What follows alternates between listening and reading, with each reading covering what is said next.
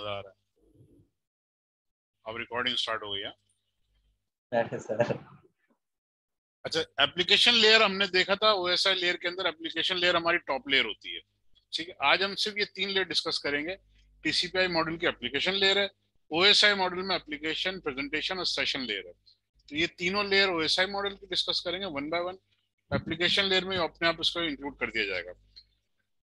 Top layer हमारी जो आती है वो एप्लीकेशन लेयर है, लेयर 7।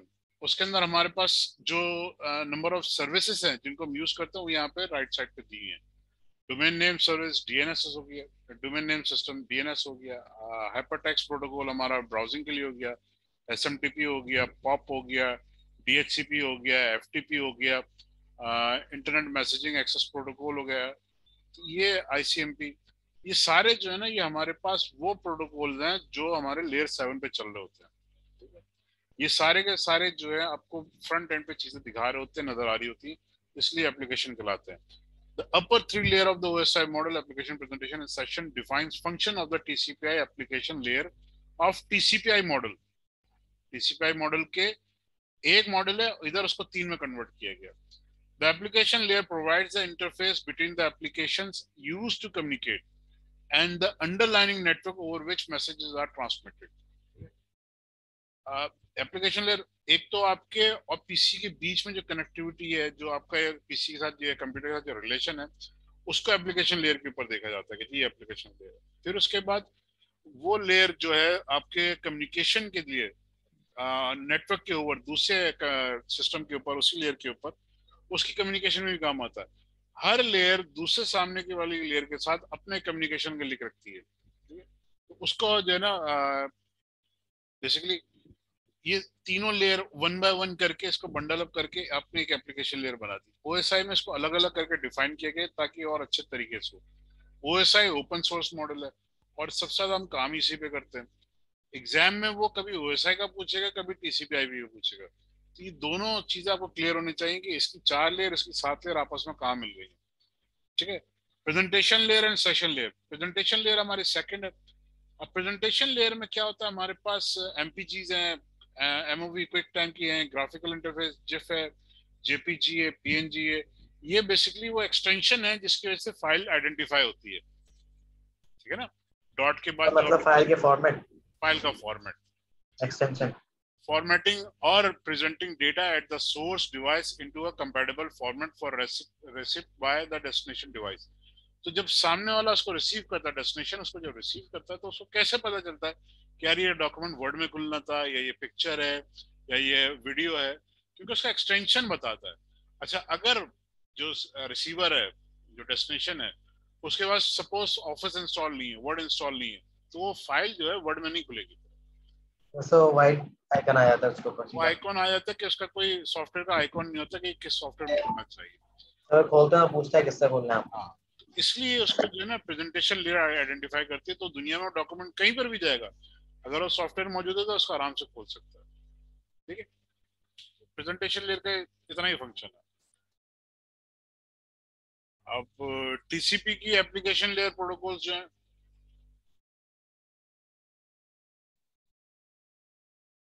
भाई लग जाएगी अटेंडेंस यार। टीसीपी की एप्लीकेशन प्रोटोकॉल्स जो है वो हमारे पास वही बात है, डीएनएस हमारे पास मौजूद है, डीएचसीपी मौजूद है और एचटीटीपी मौजूद है। टीसीपी यूडीपी 2 पोर्ट्स यूज करेगा 53, यूडीपी यूज करेगा क्लाइंट 68, सर्वर यूज करेगा 67। ठीक है, ये डीएचसीपी की हम बात कर रहे हैं। सर्वर जो है वो 67 पे जवाब देगा और क्लाइंट जो है 68 पे। एचटीटीपी हमारे पास जो प्रोटोकॉल है वो टीसीपी पोर्ट 80 पे यूज होता है। 80 जो हम ये प्रॉक्सी के लिए यूज करते हैं। प्रॉक्सी सर्वर वगैरह हमने बनाया ना है, या हमने नेटिंग के अंदर पोर्ट चेंज करनी है सिक्योरिटी पर्पस पे, तो हम टीसीपी सर पोर्ट 80 को 8080 में कन्वर्ट कर सकते हैं। जी, सर वो तो बता दें, जैसे मैंने आपसे कल पूछा था कि मतलब वो भी यही पोर्ट्स होते हैं, वो किस लिए होते हैं, एलओस वगैरह, एलओस के साथ जो देते हैं, किसके साथ देते हैं? मतलब मेटास्प्लॉइट में। फिर वही पटरी से उतर गया। लेकिन सर कंफर्म करना है ना क्या है, क्या करना है मतलब वो पोर्ट क्या होता है। बेटा? पोर्ट्स यूनिवर्सल सारी वही होती है, वो मेटास्प्लॉइट में हो, बर्ग स्विट में हो, एनमैप में हो, पोर्ट्स वही होती है। अपनी मर्जी से हम कुछ भी दे सकते हैं मतलब। नहीं, ऐसा नहीं होता। उसको देखना पड़ता है आप कहाँ पे क्या पोर्ट नंबर यूज कर रहे हो। अच्छा जी, peer to peer, peer to peer के अंदर हमारे पास दो मॉड्यूल है। क्लाइंट सर्वर मॉडल है। क्लाइंट सर्वर जो है उसमें बहुत सिंपल सा कि हमारे पास नंबर ऑफ क्लाइंट्स हैं, आईपी फोन है, मोबाइल डिवाइस है या पीसी है। सर्वर हमारे पास जो है वो एक डेडिकेटेड हार्डवेयर होता है, मशीन होती है जिसके ऊपर आपके पास मटेरियल होता है जिसको आप कॉपी कर रहे होते हैं या उसको आप चेक कर रहे होते हैं। In the client server model, the device requesting the information is called a client and the device responding to the request is called server।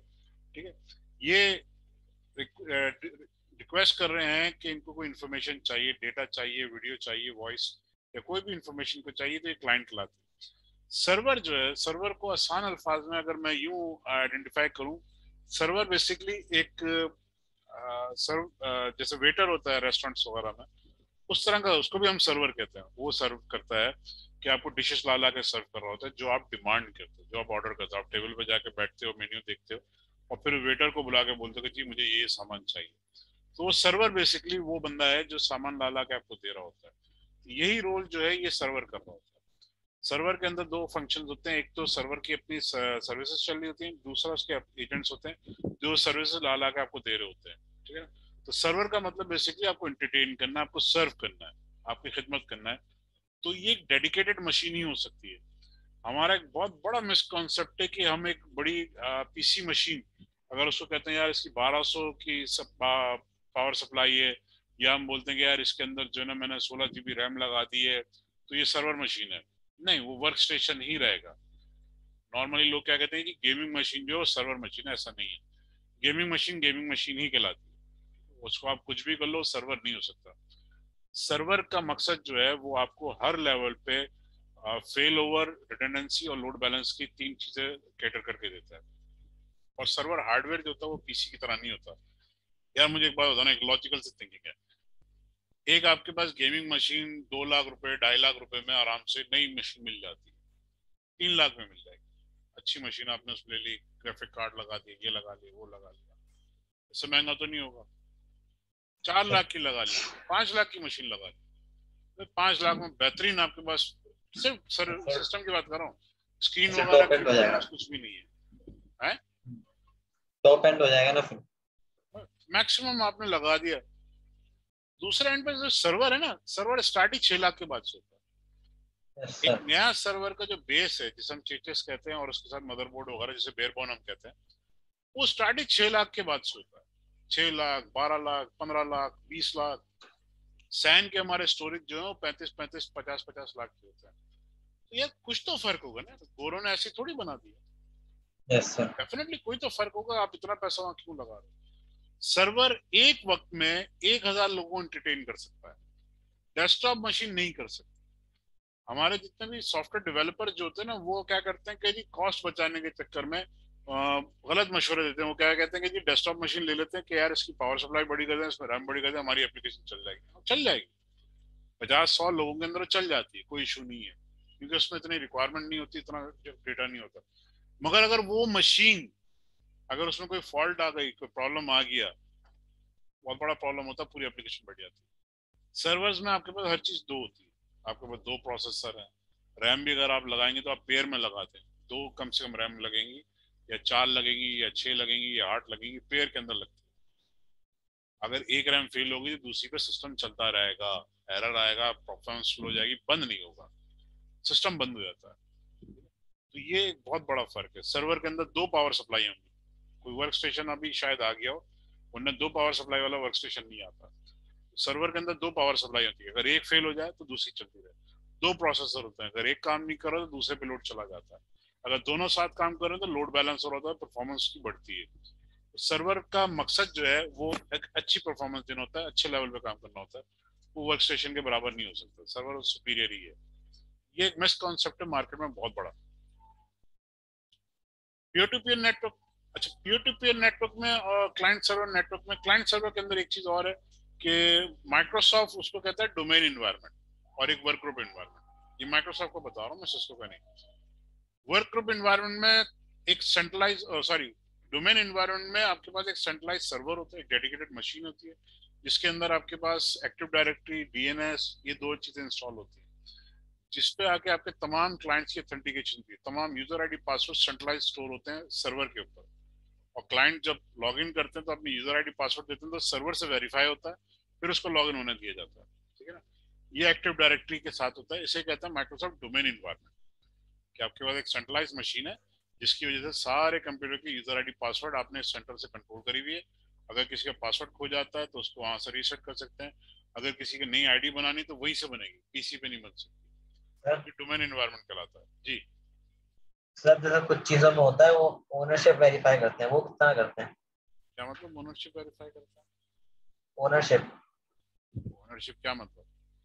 मतलब कोई चीज आपने परचेज की हुई है, परचेज कोई करी? ऑनलाइन सर्विस है आपके पास परचेज हुई है। हाँ अब आपने जब उसमें लॉग इन करा ना, हाँ। तो वो आपकी ओनरशिप वेरीफाई करेगा। नहीं, वो मतलब ऑथेंटिकेशन का मेथड जरूर है मगर वो डोमेन इन्वायरमेंट नहीं है। डोमेन अच्छा। इन्वायरमेंट में एक शर्त और है कि आपका जो ना फिक्स फिजिकल एरिया होता है, एक जियोग्राफिकल एरिया होता अच्छा। है जहाँ पे वो एडमिनिस्ट्रेटर, जिसके पास सिंगल एडमिनिस्ट्रेटिव पावर होती है, उस एरिया के अंदर वो वर्किंग कर रहा होता है। ठीक है, अब जैसे अच्छा। कोई ऑफिस है, जैसे मेरा ऑफिस है, मेरा ऑफिस में 11 लोग बैठ के काम करते हैं, तो उन 11 का 11 जो है वो ऑफिस से बाहर काम नहीं कर सकते, उनको ऑफिस में आके ही अच्छा। काम करना है। ठीक है, तो ये एक डिफरेंस है यहाँ पे। ठीक है ना, वो और ये डिफरेंट है, दो अलग अलग चीजें। पीयर टू पीयर के अंदर हमारे पास जो है वो कोई भी कंप्यूटर जो है सेंट्रलाइज नहीं होता। कोई भी कंप्यूटर जो है वो, जैसे ये प्रिंट क्लाइंट फाइल सर्वर बन सकता है, ये भी फाइल सर्वर बन सकता है, ये प्रिंटर सर्वर बन सकता है। तो सारे जो है ना मिलजुल के आपस में काम कर लेते हैं, कोई भी सेंट्रलाइज सर्वर नहीं है इसमें, देखो कोई सेंट्रलाइज मशीन नहीं है डेडिकेटेड, सारे पीसी हैं जो आपस में मिलजुल के काम कर रहे हैं। तो ये पीयर टू पीयर नेटवर्क कहलाता है। अच्छा, पीयर टू पीयर एक एप्लीकेशन होती है। Best peer to peer application हमारे पास टोरेंट है, उसकी मिसाल कि आपके पास टोरेंट है, आप टोरेंट के ऊपर जो काम कर रहे होते हो, फाइल वगैरह डाउनलोड करते हो, पीयर टू पीयर के थ्रू कर रहा होता है। पीयर टू पीयर एक एप्लीकेशन जैसे हमारे पास ये है, व्हाट्सएप वगैरह हम यूज करते हैं, पीयर टू पीयर है, आपस में कम्युनिकेट कर रहे होते हैं ओवर द नेटवर्क। ये सर हमारे टॉरेंट किस पास तरह पेयर टू पेयर है? बिट टोरेंट की हमारी एग्जांपल आ गई। अब बिट टोरेंट क्या है कि यहाँ पे आपने कोई चीज सर्च करी, जैसे अभी भाई ने हमारी सर्च करी थी पीडीएफ की बुक, तो यहाँ पे ये गाना सर्च कर रहा है। ठीक है, अब ये लोग ऑलरेडी जो है ना उसके ऊपर काम कर रहे हैं, इसके पास भी, इसके पास भी, इसके पास भी, ये भी डाउनलोड कर रहा है, ये भी डाउनलोड कर रहा है, ये भी डाउनलोड कर रहा है, ये अलग से डाउनलोड कर रहे हैं। ये इंटरनेट पे अलग से डाउनलोड कर रहे हैं, ये अलग से कर रहा है, ये अलग से कर रहा है, ये दो नहीं कर रहे। इसने क्या करना है कि जितने लोगों के पास सॉफ्टवेयर इंस्टॉल है सबसे पूछना है कि यार वो फाइल किसके पास है। ये कह रहा है मेरे पास भी है, मेरे पास भी है, मेरे पास भी है। तो ये जो मेरी मशीन है ना, ये इन तीनों से कनेक्शन बनाएगी, टीसीपी का कनेक्शन बनाएगी, कुछ फाइलें यहाँ से डाउनलोड स्टार्ट कर देगी, कुछ यहाँ से स्टार्ट कर देगी, कुछ यहाँ से। अब ये तीन जगह से डेटा आ रहा है, तीनों जगह से डेटा आता रहेगा, उसको जोड़ते रहेगा। आपने देखा होगा टोरेंट के अंदर जब आप डाउनलोड कर रहे होते हो तो वो पीसेस में दिखा रहा होता है और एक बहुत बड़ी लिस्ट आ रही होती है डिफरेंट पीसीस की, कि इन सारे पीसीस से फाइलें डाउनलोड हो रही है। तो वो इन सारे पीसेस थोड़ा थोड़ा चंक करके डाउनलोड कर रहा होता है, उसकी स्पीड और सारी चीजें देखते हुए। और साथ में एक और आ रहा होता है कि अपलिंक आपका, कि आपकी फाइल कितनी ऊपर जा सकती है, अगर कोई शेयरिंग पे आता है तो आपके पास से कितनी शेयर हो, तो वो भी देखा जाता है। ठीक है ना, पीयर टू पीयर के अंदर बेसिकली एप्लीकेशंस हैं जो आपस में मिलकर डेटा शेयर करती हैं। ये सारे मिलजुल के काम करते हैं, कहीं पे सर पूरा पूरा डेटा हो सकता है, कहीं पे नहीं हो सकता, वो तब भी शेयर करेगा जी। एक और चीज, मतलब जैसे हमारी जो नेटवर्क वाला हमें साइट देता है, ई ब्राउज़र वगैरह जो होती हैं, हाँ, तो उनमें हमारा डेटा बहुत जल्दी डाउनलोड हो जाता है, बहुत ज्यादा फास्ट। उसका क्या लोकल रीजन? सर्वर है ना आपके पास, वो इंटरनेट पे नहीं है, वो सर्वर उसने अपने पास अच्छा। लगाया हुआ है। तो आप 100 Mbps पे उसको डाउनलोड कर रहे हो तो डेफिनेटली तेज कर डाउनलोड करेगा, लोकल सर्वर है। अब ठीक। लोकल सर्वर का एक और काम भी होता है हमारे पास, जैसे प्रॉक्सी सर्वर है। अगर जैसे अच्छा। मैं केबल नेट वगैरह चला रहा हूँ या मेरे कॉर्पोरेट ऑफिस है, तो मैंने अपने पास एक प्रॉक्सी सर्वर बना दिया और सारे क्लाइंट्स को बोला कि जी आपको जो भी इंटरनेट की एक्सेस करना है इस प्रॉक्सी सर्वर से करो। अब इस प्रॉक्सी सर्वर के ऊपर एक यूजर मेरा बैठा, उसने एक सॉफ्टवेयर डाउनलोड करा, वो प्रॉक्सी सर्वर सॉफ्टवेयर पहले अपने पास डाउनलोड करेगा, फिर वो क्लाइंट को कॉपी कर देगा। अब वो अच्छा। सॉफ्टवेयर प्रॉक्सी सर्वर पर आ चुका है एक दफा। अब अगर कोई दूसरा यस क्लाइंट सर। उसको एक्सेस करेगा कि वही सॉफ्टवेयर उसको चाहिए, तो प्रॉक्सी सर्वर इंटरनेट से नहीं लाएगा, वो अपने पास अच्छा, से दे फौरन हो देगा। जाएगा। तो इसलिए इसकी ठीक। स्पीड बढ़ जाती है। इसी तरह हमारे पास सर। जैसे डेली सुबह का माहौल होता है कि लोग ऑफिस में जाके ना जियो देखते हैं या स्टॉक एक्सचेंज, स्टॉक तो नहीं है वो लाइव हो रहा होता है, वेबसाइट्स वगैरह हमारे पास देख रहे होते हैं डिफरेंट ऑफिस वगैरह की। तो प्रॉक्सी सर्वर क्या कहता है, पूरी वेबसाइट अपने पास डाउनलोड कर लेता है और फिर जब यूजर उसको एक्सेस कर रहे होते हैं तो वो अपने पास से पेजेस उड़ा उड़ा के दे रहा होता है, तो कहते हैं यार इंटरनेट तेज चल रहा है। वो इंटरनेट तेज नहीं चल रहा, वो आप बेसिकली प्रॉक्सी सर्वर की वजह से इंटरनेट पे आपने लोड कम कर दिया और इंटरनल यूजर्स को सर्विस अच्छी देना स्टार्ट कर दिया। तो प्रॉक्सी अच्छा। सर्विस के अपने बेताशा फायदे। Web and email protocol. Web का हमें पता प्रोटोकॉल HTTP है और HTTPS जो है सिक्योर प्रोटोकॉल है, और ईमेल का SMTP है। ठीक है। हाइपर टेक्स्ट ट्रांसफर प्रोटोकॉल जो है हाइपर टेक्स्ट ट्रांसफर प्रोटोकॉल और hyper text markup language. HTML जो है वो हमारी मार्कअप लैंग्वेज है, और HTTP जो है वो हमारा प्रोटोकॉल है जिसके ऊपर ये काम किया जाता है। तो HTTP सर का सर्वर है। जी। ईमेल का POP3 भी तो है। सॉरी, ईमेल का आपने कहा ना SMPT है। अभी आ रहे हैं मेल पे आते रहे। नहीं, आपने सिर्फ वो कहा ना, वो भी तो है पॉप पर POP3। है ना, IMAP भी है, पॉप भी है, SMTP भी है, तीन है ना, आ रहे हैं उसके। ठीक है। अब ये वेब सर्वर है, वेब सर्वर के ऊपर वेबसाइट जो है वो जिस कोड में लिखी जाती है उसे हम कहते हैं HTML। जिस लैंग्वेज में लिखी जाएगी वो है HTML लैंग्वेज है, और सर्वर जो है वो वेब सर्वर कहलाता है। HTML पे तो काम किया होगा ना, वेबसाइट वगैरह तो बनाई होगी, नहीं बनाई है तो आना यस लाजमी सर, है ऊपर आपको। ऊपर से। नहीं, आपको अच्छी वेबसाइट HTML में बनाना आना चाहिए, ये लाजमी है। अगर आपने सिक्योरिटी में या नेटवर्किंग में काम करना है तो ये आपको लाजमी यस है। सर। ठीक है। तो ये वेब पेजेस वगैरह यहाँ पे बना के यहाँ पे हम स्टोर कर देते हैं, कॉपी पेस्ट कर देते हैं। अब ये सर्वर जो है ये HTTP सर्वर के तौर पे वो उसको फिर क्लाइंट को एंटरटेन करेगा। पेज की रिक्वेस्ट आएगी cisco.com, क्लाइंट ने रिक्वेस्ट भेजी HTTP सर्वर को, सर्वर के पास आ रहा है कि जी cisco.com का ये पेज है, इंडेक्स पेज है या पहला पेज, होम पेज जिसे हम कहते हैं, वो ये है। अब उस इंफॉर्मेशन को उठा के क्लाइंट को भेज देगा। ठीक है। HTML code for web page, तो ये क्लाइंट के पास चली जाएगी। तो बहुत सिंपल सा रूल है। ये इसी तरह हमारे पास इसका फिर पेज खुल जाएगा पूरा। HTTP और HTTPS। HTTP सिक्योर नहीं है, HTTPS सिक्योर है। तो HTTP is not secure protocol. आपको अब लाजमी हो गया है कि तमाम चीजें जो है वो सिक्योर प्रोटोकॉल के ऊपर यूज करनी है। अगर कोई वेबसाइट है जो HTTPS पे नहीं है तो उसको वेबसाइट को विजिट ना किया करो। अगर कोई वेबसाइट आपको पता है यार ये है मगर ये अपडेट नहीं कर पा रहे अपनी वेबसाइट, बहुत सारी वेबसाइट्स हमारी गवर्नमेंट की भी वेबसाइट्स हैं, तो वो विजिट करना लाजमी है, तो मजबूरी है। मगर कोशिश ये की जानी चाहिए कि आप जो वेबसाइट बनाओ वो, यानी सर्वर पे जब होस्टिंग करो वो, और जिस वेबसाइट को एक्सेस करते हो वो HTTPS के ऊपर ही एक्सेस करो क्योंकि जो सिक्योर मेथड है। ठीक है। The three common message types are, HTTP जो तीन basically common types of messages जो भेजता है, गेट है, पोस्ट है, पुट है। This is a client request for data. जब यूजर क्लाइंट के पास सर्वर के पास कोई चीज भेजता है तो उसे कहते हैं गेट इन्फॉर्मेशन। ठीक है ना। A client web browser sends the get message to the web server to request HTML page। ये HTML पेज भेज रहा है, ये गेट सर्विस है कि जी मुझे ये पेज चाहिए, ये गेट हो गया, गेट मैसेज है। पोस्ट है, this uploads data files to the web server such as forms and data. अब आपके पास वो वेबसाइट खुल गई है, उस वेबसाइट के ऊपर जो है आपके पास फॉर्म्स बन रहे हैं, आपको इन्फॉर्मेशन भेजनी है, जैसे सिस्को की हमारी वेबसाइट थी उसमें आपने लॉगिन इन्फॉर्मेशन अपनी दी है। तो डेटा जो web server sorry web page आपको जो सिस्टम के ऊपर है वहां से लेकर आप सर्वर तक जो डेटा लेकर जाएगा मैसेज, उसे हम पोस्ट कहते हैं। कि डेटा जो जा रहा है सिस्टम से जिसमें आपकी क्रेडेंशियल्स हैं, सर्वर तक जो जा रहा है उसे हम पोस्ट कहते हैं। पुट, दिस अपलोड रिसोर्सेज और content to the web server such as an image. उसके अंदर एक और ऑप्शन होता है हमारी इमेजेस वगैरह जो हम लोग अपलोड करते हैं जैसे फेसबुक वगैरह पे, तो पुट मैसेज के थ्रू जाता है। ये तीनों गेट, पोस्ट, पुट जो है ना, ये आपसे एग्जाम में पूछेगा। Email protocol. ईमेल के हमारे पास तीन प्रोटोकॉल है, SMTP है, पॉप है और IMAP है। SMTP simple mail transfer protocol है, पॉप को हम कहते हैं जी पोस्ट ऑफिस प्रोटोकॉल है, और IMAP है हमारे पास। अब इन तीनों में बेसिक फर्क क्या है? SMTP अगर आपने मेल भेजनी है तो SMTP के थ्रू जाएगा, नजर आ रहा है? ये मेल सेंडर है, मेल इसने यहाँ से भेजी है तो ये प्रोटोकॉल चल रहा है SMTP। ये SMTP के थ्रू मेल सर्वर के अंदर आ जाएगा। मेल सर्वर मेरा ये एक मेल सर्वर, ये मेरा डेटा यहाँ चला गया, मेरी ईमेल फिर यहाँ से दूसरे सर्वर पे जानी है तो ये SMTP के थ्रू ही जाएगा। अब SMTP पे यहाँ पे मेरी मेल आ गई,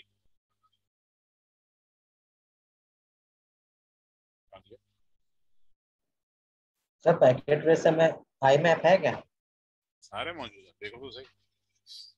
नहीं, मैं ईमेल सर्वर बनाया तो उसमें खाली 2 ही प्रोटोकॉल्स आ रहे थे। होना चाहिए IMAP, जहाँ तक मुझे याद है, या हो सकता है नहीं होगा। देख ईमेल सर्वर में मेरे हिसाब से नहीं है। देख लेते हैं, नहीं होगा तो कोई बात जी। नहीं, सिस्को को कंप्लेन कर देंगे।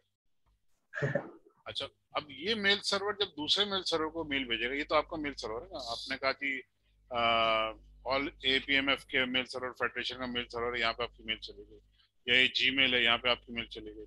अब ये हॉटमेल का सर्वर है, अब जीमेल जब हॉटमेल को मेल सेंड करेगा तो वो भी तब SMTP प्रोटोकॉल यूज करेगा। ईमेल सर्वर पे यहाँ मेल आ गई। अब यहाँ से ये रेसिपिएंट है, इसने जब अपने आउटलुक के ऊपर या अपने ब्राउजर के ऊपर जब खोला, तो बेसिकली हम सॉफ्टवेयर यूज करते हैं ईमेल्स के लिए। आउटलुक मेनली हम लोग यूज करते हैं, MS आउटलुक, या हमारे पास दूसरे भी सॉफ्टवेयर हैं, पोस्ट एंड क्या नाम है उसका, बड़ा अच्छा नाम है, नाम भूल रहा सर ईमेल भी तो थंडरबर्ड है। एक। हूँ। थंडरबर्ड। थंडरबर्ड, हाँ थंडरबर्ड, थंडरबर्ड हम यूज कर रहे हैं। तो बेसिकली क्या करते हैं कि वो यहाँ से रिक्वेस्ट भेजता है पॉप या IMAP की, तो दोनों में फर्क है। पॉप क्या करता है कि आपके पास यहाँ से रिक्वेस्ट लेके जाएगा अपने सर्वर पे, और अगर पॉप कॉन्फ़िगर करेंगे ना, तो यहाँ पे जो भी ईमेल पड़ेगी उसको उठा के अपने पास ले आएगा, यहाँ से डाउनलोड कर देगा, सर्वर को खाली कर देगा, ईमेल आपके पास अपने डेस्कटॉप पे आ जाएगी या लैपटॉप पे आ जाएगी। IMAP क्या करता है कि आपकी ईमेल्स को कॉपी करके यहाँ से ले आएगा, यहाँ से ईमेल खत्म नहीं करेगा, ठीक है ना। IMAP बेसिकली हम लोग यूज करते हैं अपने मोबाइल फोन्स के ऊपर। जैसे मेरा मोबाइल फोन है, मैंने इसके ऊपर जो प्रोटोकॉल यूज करा हुआ IMAP करा हुआ है। मेरा लैपटॉप के ऊपर पॉप कॉन्फ़िगर है, तो मैं जब इस पे ईमेल देखता हूँ तो वो सर्वर से जाती नहीं है। जब मैं सुबह ऑफिस आके अपना लैपटॉप बंद करता हूँ तो वो ईमेल सारी यहाँ डाउनलोड कर लेता है। फायदा क्या होता है कि मुझे अगर कोई काम करना होता है ना, तो मैं IMAP के ऊपर अपने घर से ही अपने जब ट्रैवलिंग कराता हूँ, IMAP से कराता हूँ, तो मेरी ईमेल्स डाउनलोड नहीं हो रही होती, तो मुझे करंट ईमेल सारी शो हो रही होती है। और जब मैं अपने ऑफिस आता हूँ, वहां मैं अपना लैपटॉप खोलता हूँ, अपना आउटलुक खोलता हूँ, तो मेरी सारी ईमेल्स वहां डाउनलोड हो जाती है। तो मेरा जो ईमेल सर्वर पे मेरा मेल बॉक्स है ना, वो खाली हो जाता है, ताकि मेरी और ईमेल्स आ सके, ठीक है ना। तो पॉप और IMAP का एक बेसिक डिफरेंट है। पॉप जो है ईमेल्स को डाउनलोड कर लेता है, आप उसमें टाइम दे सकते हो कि 14 दिन बाद, 5 दिन बाद, या 0 डेज पे, कि उसी को फौरन सारी डाउनलोड कर ले, या 14 दिन बाद तक वहां पर रखे, उसके बाद डिलीट कर दे। और IMAP के अंदर आपके पास एक ही ऑप्शन है कि जी ईमेल्स को कॉपी कर देगा, डिलीट नहीं करेगा, ठीक है। वो ईमेल्स को सिंक्रोनाइज कर देता है, जो ईमेल्स मोबाइल के ऊपर है या लैपटॉप के ऊपर है, वो ईमेल्स आपके सर्वर पे होगी। अगर आपने मोबाइल या सर्वर से डिलीट कर दिया तो सर्वर से भी डिलीट हो जाएगी, जैसे हमारा जीमेल का कॉमन सिनेरियो है, ठीक है। ये वही सूरत हाल है जो भी मैंने आपको बताई है।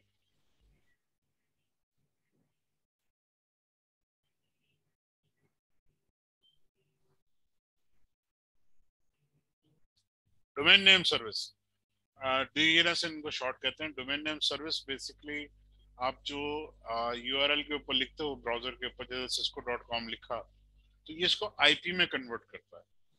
DNS का मतलब जो है वो सिंपल क्या है कि आप जो नाम उसको दे रहे हो, उसके अगेंस्ट उसका IP बताता है कि आपका IP क्या है। जैसे मेरा क्लाइंट है, ये इंटरनेट से कनेक्टेड है, और ये मेरे ISP के पास DNS सर्वर है। हर ISP के पास उसका अपना DNS सर्वर मौजूद होता है। ये एक बहुत बड़ा सिक्योरिटी थ्रेट भी है, और ये बहुत बड़ा सिक्योरिटी का मजेदार काम भी है।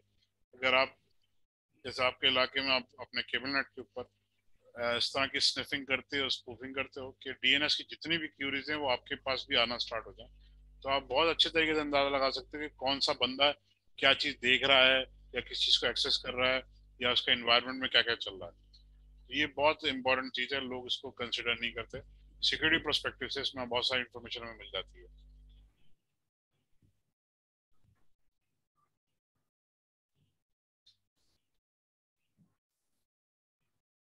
इसकी रिक्वेस्ट आई है, ओके।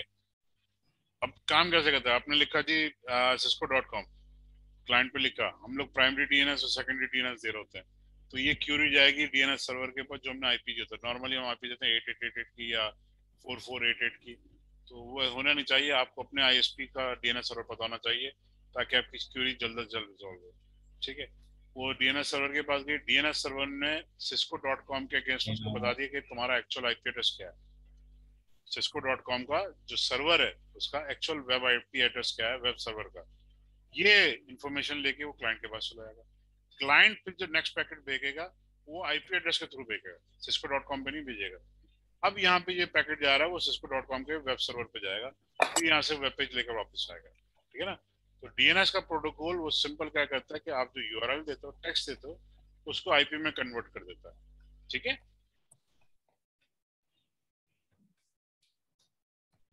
अब डीएनएस के मैसेज के 4 कॉमन फॉर्मेट है।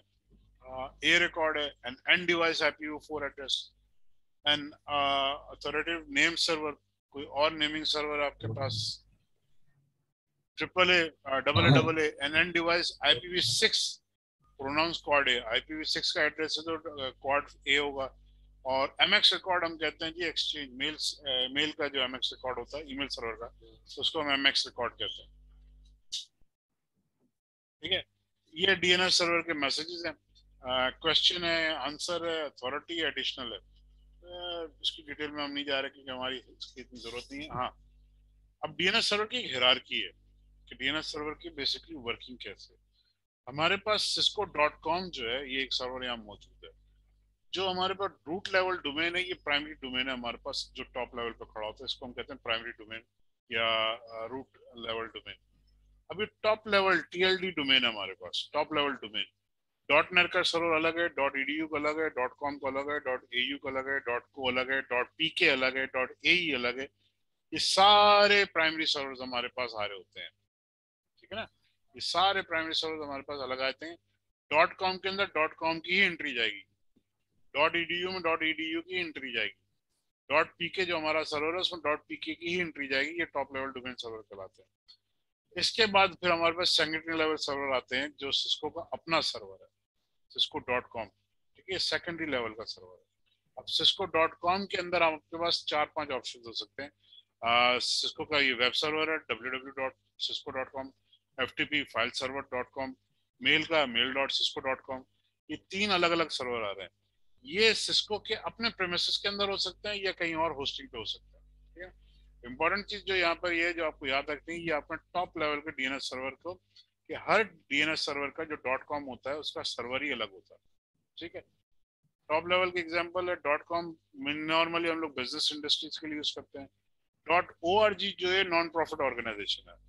हमारे पास जैसे बहुत सारी हैं, शहजाद रॉय की जिंदगी ट्रस्ट है, ईदी है, शीपा है, जेडीसी है, ये सारी एनजीओज हैं। तो ये जब रजिस्टर्ड होंगी ना तो इनसे बकायदा लीगल चीजें मांगी जाती हैं कि आप एनजीओ हो तो उसको साबित करो, लीगल डॉक्यूमेंटेशन चाहिए होता है, वो वेरीफाई होगा, उसके बाद फिर ये डोमेन मिलता है, ऐसे नहीं मिलता, ठीक है। तो ये बड़ा इंपॉर्टेंट है। अब ट्रेंड जो निकला है कि हर मुल्क का अपना डोमेन है, जैसे हमारा .pk है तो हमारा अपना डोमेन सर्वर है, तो हम कोशिश करते हैं .pk के डोमेन में रहें क्योंकि ये पाकिस्तान के लिए अच्छा है।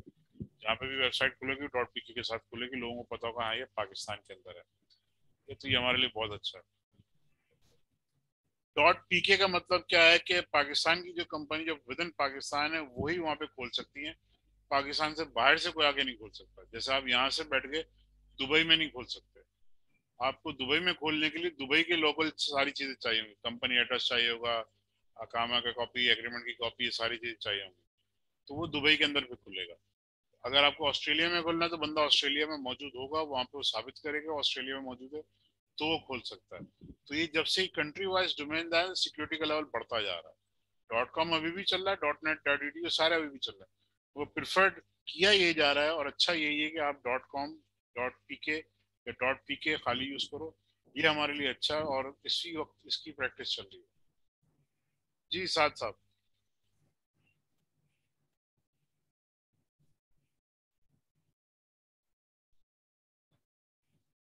नहीं है NS लुकअप हमारे पास कमांड है, माइक्रोसॉफ्ट विंडोज के अंदर हमारे पास एक कमांड है NS लुकअप।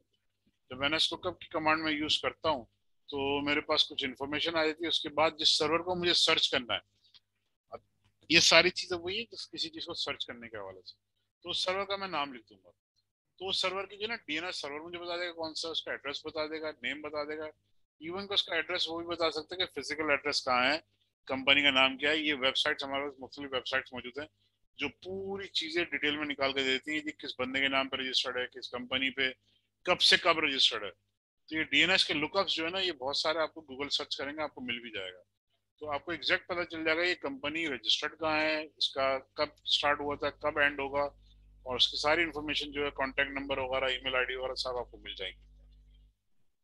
डीएनएस लुकअप के टूल से आप गूगल पे सर्च करो, आपको मिल जाएगा। डीएचसीपी हमारा एक प्रोटोकॉल है जिसकी वजह से हमने कई दफा देखा भी, इसका प्रैक्टिकल भी करा, जिसकी वजह से आपके एंड यूजर को ना आईपी एड्रेसेस मिल जाते हैं। अगर वो आईपी एड्रेस नहीं मिलता तो माइक्रोसॉफ्ट खुद खास तौर पे जो है वो अपीपा का आईपी एड्रेस खुद ब खुद अपने आप को असाइन कर देता है। अपीपा का जो आईपी एड्रेस है 169.254.x.x है, ठीक है। जब 169.254 नजर आता है तो हमें अंदाजा हो जाता है कि यार ये अपीपा है। डीएचसीपी सर्विसेज को आईपी एड्रेस नहीं मिला। एग्जाम में जो ये सवाल आता है वो कुछ इस तरीके से आता है कि जी सिस्टम ऑन किया गया है और डीएचसीपी सर्वर चल रहा है, मगर सिस्टम के पास जो आईपी एड्रेस आ रहा है वो अपीपा आ रहा है। तो ऐसा क्यों है? तो उसकी वजह ये है कि आपने डीएचसीपी सर्वर के ऊपर या तो जो पूल दिया है, कि आपने कहा जी 200 आईपीएम मैंने अलॉट करनी है, तो 200 आईपीएम 200 लोगों को मिल चुकी है। ये 201 या 202 कंप्यूटर आया जिसको वो आईपी एड्रेस नहीं दे रहा क्योंकि आपने पूल से ज्यादा आ गया। दूसरा, डीएचसीपी सर्वर सही काम नहीं कर रहा, कोई प्रॉब्लम आ गया तो डीएचसीपी सर्वर आईपी एड्रेस नहीं देगा, ठीक है। डीएचसीपी सर्वर में आपके पास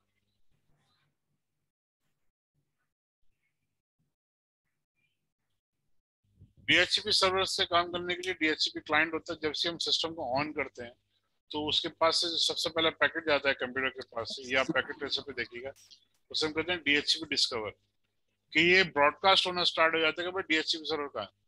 अब सिस्टम ऑन हुआ है तो डेफिनेटली उसके पास मैक आईडी तो नहीं है, वो फ्रेश है, मगर उसके अंदर हम डीएचसीपी सर्वर की आईपी देते हैं। कौन है भाई?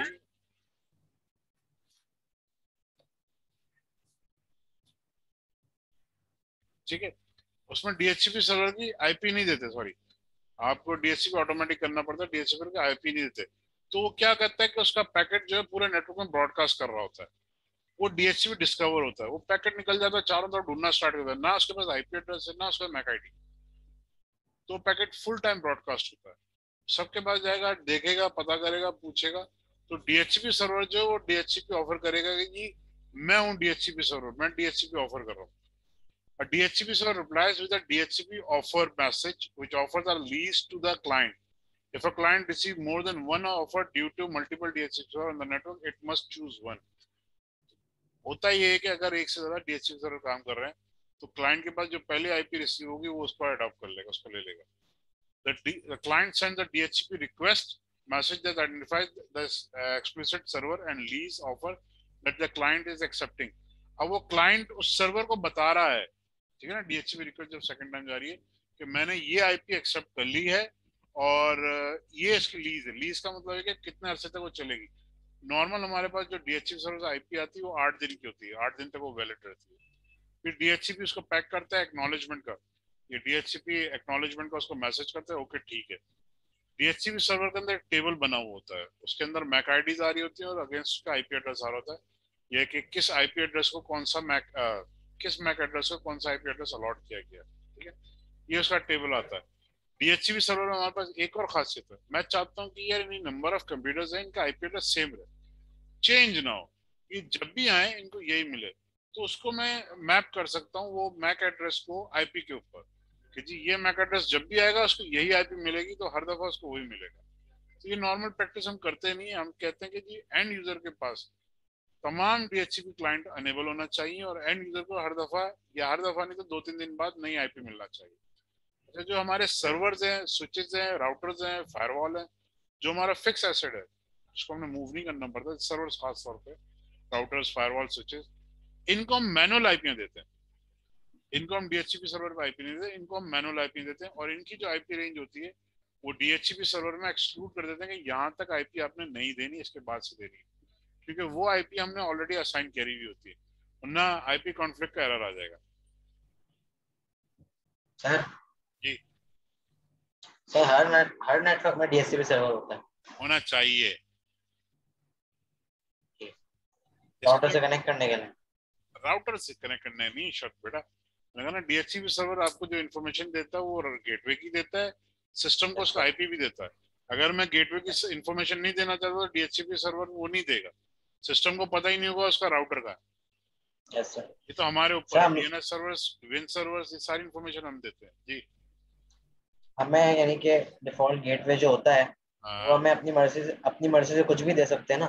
भी दे सकते हो, कहीं और दोगे जो गेटवे से हटकर आईपी, तो ट्रैफिक घूमता ही रहेगा, कहीं बाहर नहीं जाएगा। और मतलब वही दोगे जो जो किस राउटर का इंटरनल इंटरफेस है, ठीक है, जो हमने असाइन कराया है। जो हमने असाइन करा है, वो आईपी हम कोई भी दे सकते हैं। नॉर्मली उसको ठीक है। 1 देने की प्रैक्टिस है। हम्म, ठीक है।